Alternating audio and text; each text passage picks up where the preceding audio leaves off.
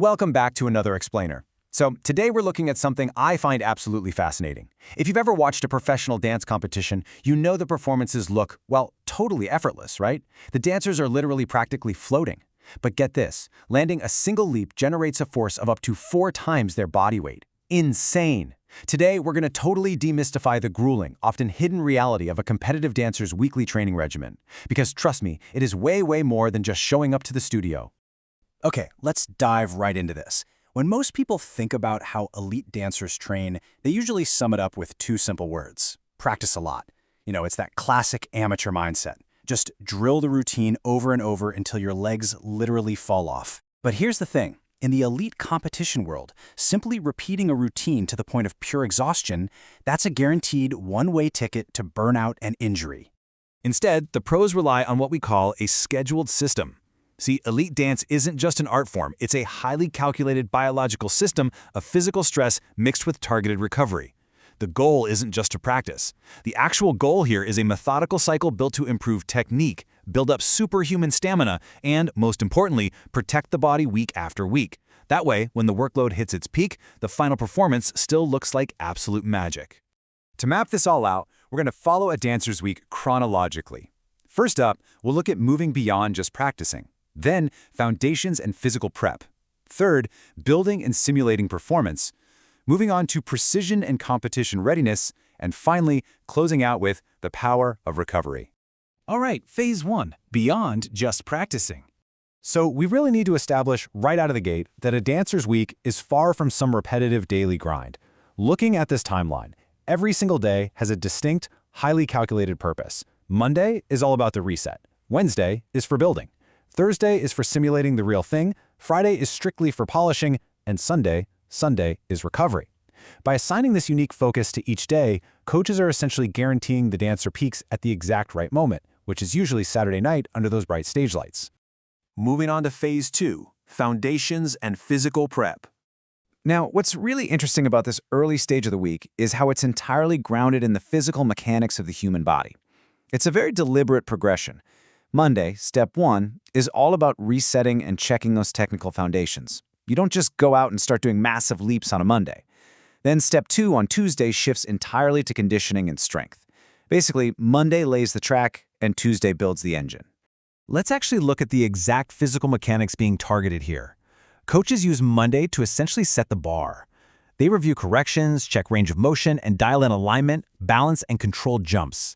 It's really all about consistency. Then Tuesday rolls around. Tuesday is the heavy hitter: core stability, hip strength, and calf and ankle power. This happens in the gym or the studio, heavily paired with mobility work. Now, seeing all this tedious, nitty-gritty prep work begs a pretty obvious question, right? Why not just jump straight into full-impact rehearsals on Monday morning? Why on earth spend 2 whole days just on alignment and hip strength when you've got a massive routine to perfect? Well, the answer is pretty simple: survival. A proper strength and prep layer is absolutely essential to survive repeated, high-intensity sequences. Think about it. Competition routines demand explosive power over and over again. If a dancer skips Tuesday's core work, their technique is going to break down by Thursday. And by Friday, they'll literally be icing their knees. That prep layer is just a non-negotiable prerequisite. Okay, let's pick up the pace a bit for phase 3, building and simulating performance. So now that the foundation is locked in, the whole energy of the studio completely shifts. Midweek is all about getting bigger with the choreography. We're talking cleaning up transitions, drilling those super fast passages, and dialing in spacing. Dancers heavily use counts-based practice here, breaking things down into tiny, highly repetitive chunks to lock in the timing. For a team, this is synchronization day. Formations and cues have to be absolutely flawless so they can perform under immense pressure later on. And this brilliantly illustrates the strategic shift that happens on Thursday. Early in the week, it was all about isolated technique and high-impact reps. But by Thursday, it shifts to stage presence and full costume runs. The main reason? To intentionally save the dancer's joints. You're fully putting on the performance now, but coaches deliberately back off the high-impact jumps to manage soreness. The technical improvements you worked so hard on during Monday now actually have to show up in real execution, not just in isolation drills. Which brings us to phase 4, precision and competition readiness. With the competition literally right around the corner, the adrenaline really starts spiking. Friday is known as polish day. You're not running the whole routine into the ground anymore. Instead, coaches are zeroing in on very specific targets, maybe an awkward turn pattern, a tiny timing gap in a leap sequence, or a spot where a dancer's balance tends to break when fatigue sets in. The strategy here is way fewer reps but insanely high precision. They might even sprinkle in some light acting or partnering work just to make sure the emotional tone is dialed in perfectly. Then, it's Saturday, game day.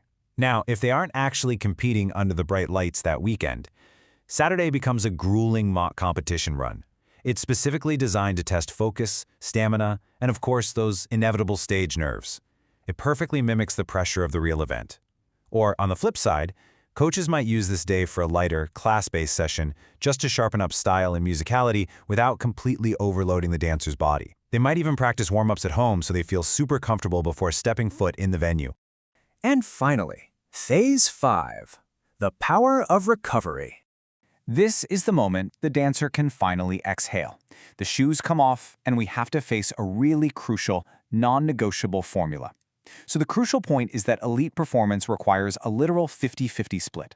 50% hard work and 50% deliberate recovery. You honestly cannot have one without the other.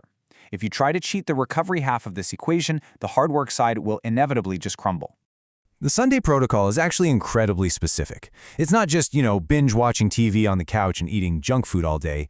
It involves active, very deliberate choices. We're talking rest, gentle stretching, mobility work, maybe a massage, or low-impact activities like walking or swimming. And Sunday is also the day for quick mental reflection. What actually worked this week? What felt a bit off? Which corrections matter the most before the whole crazy cycle starts over again tomorrow? And there is exactly one primary goal on Sunday. Seriously, just one. For the body to absorb the week's training rather than just accumulating fatigue. Think about that difference for a second. You want your muscles to adapt and grow from the stress, not carry that heavy exhaustion right back into Monday's reset. Which brings us to our final takeaway, straight from the experts themselves. The best schedule is the one that supports consistency.